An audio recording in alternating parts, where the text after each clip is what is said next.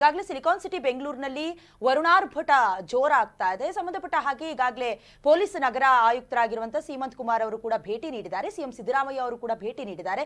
ಇದರ ಮಧ್ಯದಲ್ಲಿ ಬಿವೈ ವಿಜಯೇಂದ್ರ ಅವರು ಕೂಡ ಟ್ವೀಟ್ ಮಾಡಿದ್ದಾರೆ. ಈಗಾಗಲೇ ಅಧಿಕಾರದಲ್ಲಿರುವಂತಹ ಸರ್ಕಾರದ ಕಾಲೆಳೆಯುವ ಕೆಲಸವನ್ನ ಮಾಡಿದ್ದಾರೆ.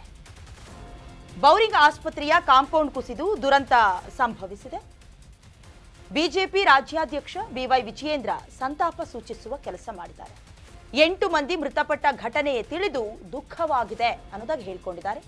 ಬೆಂಗಳೂರಿನಲ್ಲಿ ಈ ಪಾಡಾಗ್ಬಿಟ್ರೆ ಉಳಿದ ಕಡೆ ಏನ್ ಗತಿ ಅನ್ನೋದಾಗಿ ಪ್ರಶ್ನೆ ಮಾಡಿದ್ದಾರೆ. ಈ ಭೀಕರ ದುರ್ಘಟನೆಗೆ ರಾಜ್ಯ ಸರ್ಕಾರವೇ ನೇರ ಹೊಣೆಯನ್ನ ಹೊತ್ಕೊಳ್ಬೇಕು. ಇನ್ನು ಮೃತರ ಕುಟುಂಬಸ್ಥರಿಗೆ ಸರ್ಕಾರ ಪರಿಹಾರವನ್ನ ಒದಗಿಸಬೇಕು ಅಂತ ರಾಜ್ಯ ಸರ್ಕಾರ ಅಟ್ಲೀಸ್ಟ್ ಇನ್ಮೇಲಾದ್ರೂ ಎಚ್ಚೆತ್ತುಕೊಳ್ಬೇಕು ಹೀಗಂತ ಟ್ವೀಟ್ ಮಾಡಿದ್ದಾರೆ. ಮಳೆಗೆ ಇನ್ನೊಂದು ಅವಘಡ ಸಂಭವಿಸದಂತೆ ನೋಡ್ಕೊಳ್ಬೇಕು, ಮುನ್ನೆಚ್ಚರಿಕೆ ಕ್ರಮಗಳನ್ನು ಕೂಡ ತೆಗೆದುಕೊಳ್ಬೇಕು ಅಂತ ವಿಜಯೇಂದ್ರ ಅವರು ಟ್ವೀಟ್ನ ಮೂಲಕ ಕಾಲೆಳೆಯುವ ಕೆಲಸ ಮಾಡಿದ್ದಾರೆ. ಜೊತೆಗೆ ಚಾಟಿ ಬೀಸೋ ಕೆಲಸ ಎಕ್ಸ್ನಲ್ಲಿ ಪೋಸ್ಟ್ ಮಾಡಿ ವಿಜಯೇಂದ್ರ ಅವರು ಆಗ್ರಹಿಸಿದ್ದಾರೆ. ವಿಪಕ್ಷ ನಾಯಕರಾಗಿರುವಂತ ಇವರು ಕೂಡ ಅಖಿಲೇಶ್ ಹೋಗಿ ಅಟ್ಲೀಸ್ಟ್ ಇವರ ಜವಾಬ್ದಾರಿ ಕೂಡ ಹೌದಲ್ವಾ, ಕಾಂಗ್ರೆಸ್ ಪಕ್ಷದವರು ಏನ್ ಮಾಡ್ತಿದ್ದಾರೆ ಅಥವಾ ಎಲ್ಲ ಅಭಿವೃದ್ಧಿ ಪಥದಲ್ಲಿ ಸಾಗ್ತಾ ಇದೆಯಾ ಪ್ರಶ್ನೆ ಮಾಡುವಂತ ಏನು ಸ್ಥಾನದಲ್ಲಿ ಅವರು ಇದ್ದಾರೆ. ಬಟ್ ಇವತ್ತು ಕೇಳ್ತಾ ಇದ್ದಾರೆ ಪ್ರಶ್ನೆನ, ಇವತ್ತು ಪ್ರಶ್ನೆ ಮಾಡ್ತಿದ್ದಾರೆ. ನನಗೆ ಡೌಟ್, ಬಿಜೆಪಿಯವರು ಇಡೀ ಬೆಂಗಳೂರಿನಲ್ಲಿ ಯಾರು ಇಲ್ವಾ ಅಂತ. ಇಂಥ ಘಟನೆಯಾಗಿದೆ, 8 ಜನ ಸಾವನ್ನಪ್ಪಿದ್ದಾರೆ, ಮಕ್ಕಳಿದ್ದಾರೆ, ಬೀದಿ ಬದಿ ವ್ಯಾಪಾರಸ್ಥರಿದ್ದಾರೆ.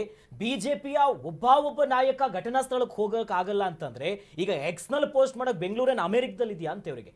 ದೆಹಲಿ ಹೋಗೋದಕ್ಕೆ ಮೋದಿ ಅವರು ಬಂದ್ರೆ ಅಮೆರಿಕಕ್ಕೆ ಹೋಗೋದಕ್ಕೂ ಅವ್ರ ಜೊತೆ ಬಾಲ ಬಡ್ಕೊಂಡು ಹೋಗೋಕ್ ರೆಡಿ ಇರ್ತಾರೆ. ಇಷ್ಟೆಲ್ಲ ಅವಘಡ ಆಗಿರೋ ಮಲ್ಲೇಶ್ವರಂ ಅಲ್ಲಿ ಅವ್ರ ಕಚೇರಿ ಕೂಡ ಇರೋದು. ಆಕ್ಚುಲಿ ಮೇನ್ ಕಚೇರಿಯಲ್ಲಿ ಯಾರಾದ್ರೂ ಹೋಗಿ ನಿಂತ್ಕೊಂಡು ಮರ ಬೀಳ್ತು ಅಂತಂದ್ರೆ ಕಡಿಯುವಂತ ಕೆಲಸ ಇವ್ರು ಮಾಡೋದ್ ಬೇಡ, ಸುಮ್ನೆ ಹಿಂಗ್ ಮಾಡ್ರಪ್ಪ ಹಂಗ್ ಮಾಡ್ರು ಅಂತಂದ್ರೆ ಒಂದ್ ವ್ಯಾಲ್ಯೂ ಬರುತ್ತೆ. ಈಗ ರಾಜ್ಯಾಧ್ಯಕ್ಷರಾಗಿರುವಂತ ವಿಜಯೇಂದ್ರ ಅವರು ಟ್ವೀಟ್ ಮಾಡಿದ್ದಾರೆ. ವಿಪಕ್ಷ ನಾಯಕರಲ್ಲಿದ್ದಾರೆ, ಸಂಬಂಧಪಟ್ಟಂತ ಬಿಜೆಪಿ ಶಾಸಕರಲ್ಲಿದ್ದಾರೆ.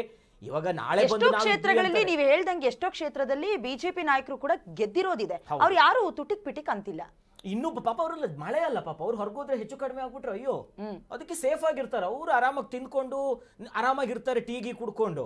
ಬಟ್ ನೋಡಿ, ಇವಾಗ ವಿಪಕ್ಷ ಅವ್ರ ಕೆಲಸ ಟೀಕೆ ಮಾಡಬೇಕು, ಸರ್ಕಾರ ಎಚ್ಚೆತ್ಕೊಂಡಿರ್ಬೇಕು. ವಿಪಕ್ಷದ ಜವಾಬ್ದಾರಿ ಇರುತ್ತೆ, ಮಳೆ ಬರ್ತಿದೆ ಸ್ವಲ್ಪ ಎಚ್ಚೆತ್ಕೊಳ್ಳಿ ಅಂತ ಮೊದಲು ಹೇಳೋಕ್ಕಾಗಲ್ಲ. ಇವ್ರಿಗೆ ಟ್ರೈನ್ ಹೋದ್ಮೇಲೆ ಟಿಕೆಟ್ ತಗೊಂಡು ನಮ್ದು ಒಂದಿರ್ಲಿ ಅಂತ ಇವ್ರೊಂದು ಗಾಳಿಯಲ್ಲಿ ಗುಂಡು ಹೊಡಿಯೋ ಕೆಲಸ ವಿಪಕ್ಷ ಮಾಡ್ತಿರೋದು. ಇವಾಗ ಟ್ವೀಟ್ ಮಾಡಿದಾರಂತೆ, ಹೋಗಿ ಘಟನಾ ಸ್ಥಳಕ್ಕೆ ಹೋಗೋದಕ್ಕೇನು ಮುಖಂಡ್ರಿಲ್ವಾ, ಕಾರ್ಯಕರ್ತರಿಲ್ವಾ, ಶಾಸಕರಿಲ್ವಾ, ಏನ್ ಮನೇಲಿ ಬೆಡ್ಶೀಟ್ ಹಾಕೊಂಡು ಮಲ್ಕೊಂಡವ್ರ ಅಂತ ಇವರೆಲ್ಲ ಈ ಟ್ವೀಟ್ ಮಾಡಿ ಏನ್ ಅಮೆರಿಕದಲ್ಲಿ ಆಗಿರೋ ಘಟನೆನ ಇದು ಬೆಂಗಳೂರಿನಲ್ಲಿ ಹೃದಯ ಭಾಗದಲ್ಲಿ ಆಗಿದೆ. ನೋಡಿ, ಬೀದಿ ಬದಿ ವ್ಯಾಪಾರಸ್ಥರು ಸತ್ತೋಗಿದ್ದಾರೆ. ಅವ್ರ ಕುಟುಂಬಕ್ಕೆ ಏನ್ ದಿಕ್ಕು ದೆಸೆ ಗೊತ್ತಿಲ್ಲ. ಆ ಸಿಎಂ ಬಂದಿದ್ದಾರೆ, ಬಿಸಿ ಇರೋ ರಾಜ್ಯದ ಮುಖ್ಯಮಂತ್ರಿಗಳು ಬಂದಿದ್ದಾರೆ, ಸರ್ಕಾರದ ಅವ್ರದ್ದೇ ಹೌದು. ಆದ್ರೆ ವಿಪಕ್ಷವಾಗಿ ಶಾಡೋ ಸರ್ಕಾರ ಕೆಲಸ ಮಾಡ್ಬೇಕಾದ್ರು ಇವ್ರೇನ್ ಮಳೆಯಲ್ಲಿ ನೆನಿತೀವಂತ ಇದ್ದಾರೆ ಅನ್ಸುತ್ತೆ. ನೋಡಿ, ಈ ವಿಪಕ್ಷ ಕೂಡ ಅಷ್ಟೇ ಫೇಲ್ ಆಗಿರುವಂತ ರಾಜ್ಯದಲ್ಲಿರುವಂತ ವಿಪಕ್ಷ.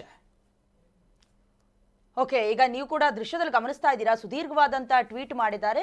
ಅಖಿಲೇಶ್ ನೀವು ಹೇಳ್ದಂಗೆ ಯಾರು ಕೂಡ ಬೆಂಗಳೂರಿಂದ ಹೊರಗಡೆ ಇಲ್ಲ, ಎಲ್ಲರೂ ಬೆಂಗಳೂರಲ್ಲೇ ಇದ್ದಾರೆ. ಅಂಡ್ ಹೋಗಿ ನೋಡ್ಬೋದು ಅಲ್ಲಿ ಏನಾಗಿದೆ, ಏನ್ ಪರಿಸ್ಥಿತಿ. ಅಟ್ಲೀಸ್ಟ್ ಸರ್ಕಾರದ ಚಾಟಿ ಬೀಸೋ ಕೆಲಸವನ್ನ ಅಥವಾ ಪ್ರಶ್ನೆ ಮಾಡೋ ಕೆಲಸವನ್ನ ಎದುರು ಬದುರಾಗೆ ಮಾಡಬಹುದು. ಆದ್ರೆ ಮಾಡೋ ಕೆಲಸ ಮಾಡೋದಿಲ್ಲ ಅನ್ನೋದು ಗೊತ್ತಾಗ್ತಾ ಇದೆ.